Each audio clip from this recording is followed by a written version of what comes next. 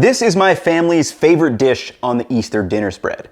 It's one of those where you ask for a small piece, but then you promptly go back for seconds, thirds, and provided there is some left, you're definitely going to be grabbing fourths.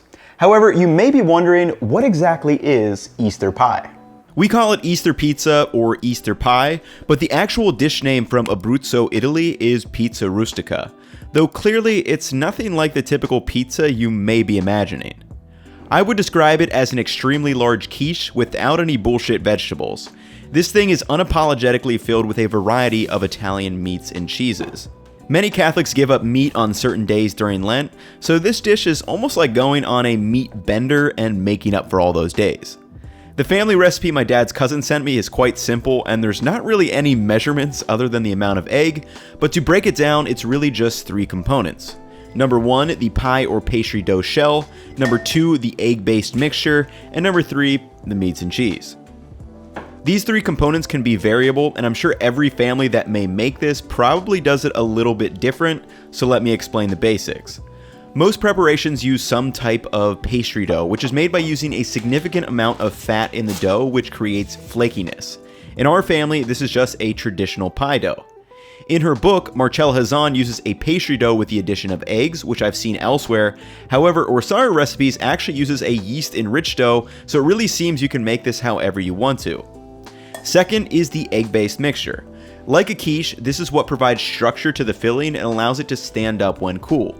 Some recipes will just use egg or egg and ricotta cheese or egg and milk. The key component is plenty of eggs to give it structure.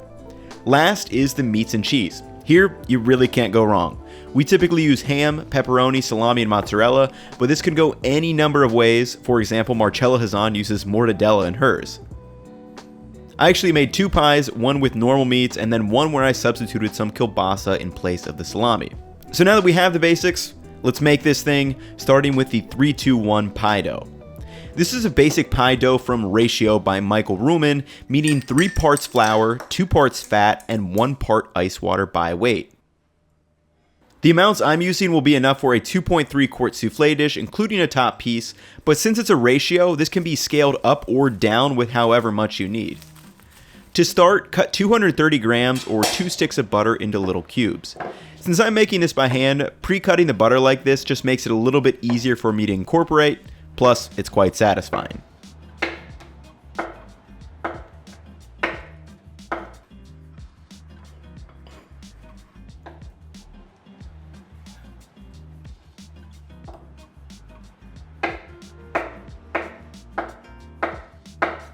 Once the butter is cut, place a mixing bowl over a scale and add 345 grams of flour, followed by 230 grams of the cut butter.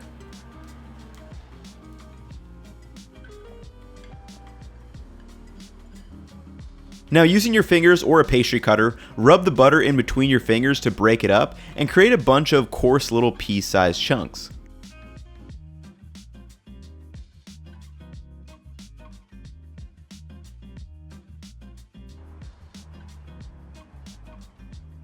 Now at this stage, I was supposed to add flavorings like 6 grams of salt and 15 grams of black pepper, but I flat out forgot. However, the filling has more than enough flavor to make up for it, so don't forget it like I did.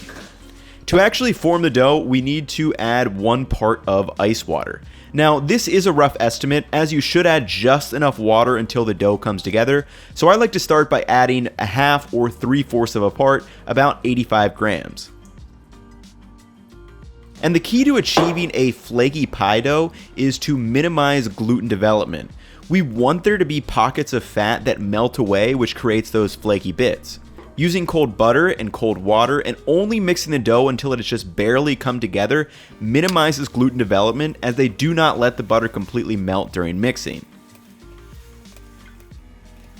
Once the dough is just barely together, and it's okay if there are little crumbly pieces, place it in plastic wrap and wrap it up tightly where it will rehydrate a little bit more, and then store this in the fridge for at least 30 minutes or up to several hours for whenever you're ready. Meanwhile, let's bring out the meats. I'm using pepperoni, salami, and ham. First, just cutting off large, roughly 200 gram chunks, and then chopping them into equal sized cubes. For For the pepperoni and salami, I just went up to my deli counter and asked for an unsliced piece so I could cut it myself. And using chunks like this gives the pie better texture than slices in my opinion. For the ham, this was a meat gram sent from my dad. And again, really any meats could be used here. Here's the list of ideas.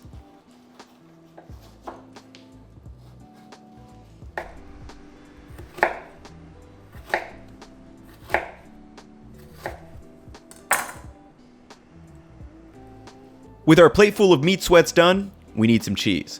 For this, I decided on some mozzarella pearls, but a block could be used in addition to many types of cheeses.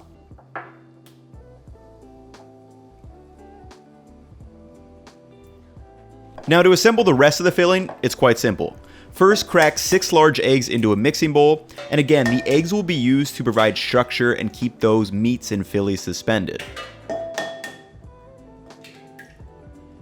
Next, add about a tablespoon of milk and 150 grams of ricotta cheese, 15 cranks of black pepper, a small bit of chopped parsley, the only green we are getting from this dish, and 20 grams of grated Parmesan.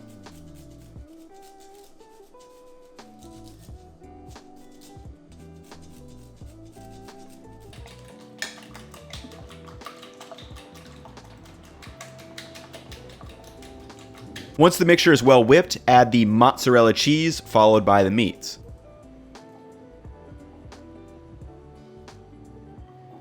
Again, this mixture can vary. I tried a separate filling where I use less eggs and more ricotta. There's plenty of ways that it can be done. Set the filling aside and let's prepare the shell. Remove the pie dough from the fridge and cut a third of it off, which will be used for the top. And let's take a moment and look at the cross section. See those ripples of cold butter? When that bakes and melts, that's what's going to give the crust its flaky quality. Anyway, roll the larger piece of dough into a big circle as best you can.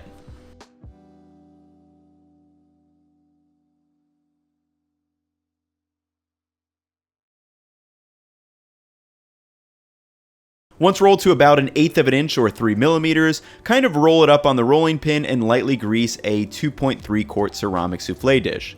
Now, it's probably not necessary, but I'd hate to have any stickage going on later on in the process. Add the pie crust and work it up the edges of the pan. You should be able to get it most of the way to the top.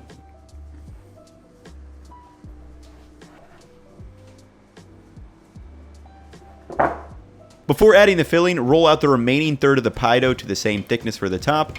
Now let's fill this. Pour the meat, cheese, and egg mixture into the dish just up to the top, and give the mixture a little shake so the egg disperses a bit and doesn't just pool up in the center.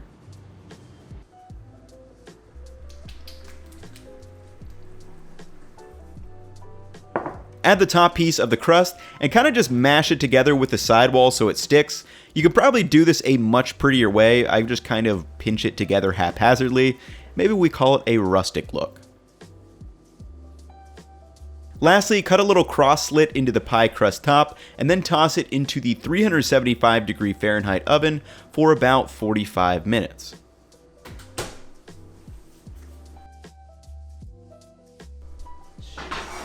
Once out of the oven, the crust has been cooked up with some nice browning on top, and if you wanted a more golden color, egg wash or something could be used. Now, very important, we need to let this rest for at least 20 minutes before removing it from the pan. This will allow the pie time to firm up a bit.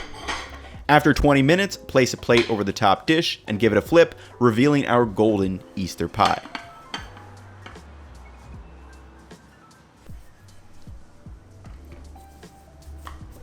Now, you could eat this here if you want, but I actually prefer eating this cold or at room temperature, so I place it in the fridge for slicing tomorrow. It's the perfect make-ahead dish. When ready to serve, I decided to slice the whole pie in half, and let's just take a look at that cross section.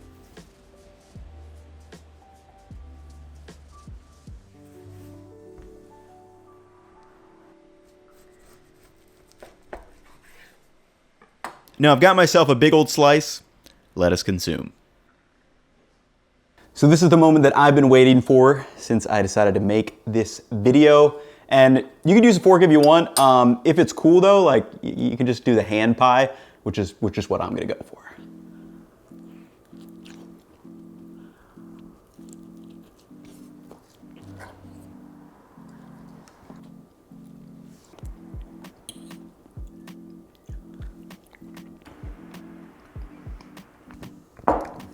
I mean, it's a bunch of combination of very good things. It's pastry dough mixed with meats and cheeses. I mean, there's not much that can go wrong here or that you're not gonna like. But getting the dough nice and flaky with all the butter in there is a big key. And then just the flavor of all those meats that pair really well with the cheeses. You know, it's pretty neutral tasting cheeses, which kind of complement it well. You could add things like sharp provolone, you could add more Parmesan, a variety of things to kind of change this around and make it your own. But hopefully you guys try out this recipe. My version will be up on my website if you guys want to check it out. But that is gonna wrap it up for me. I'll catch y'all in the next one. Peace.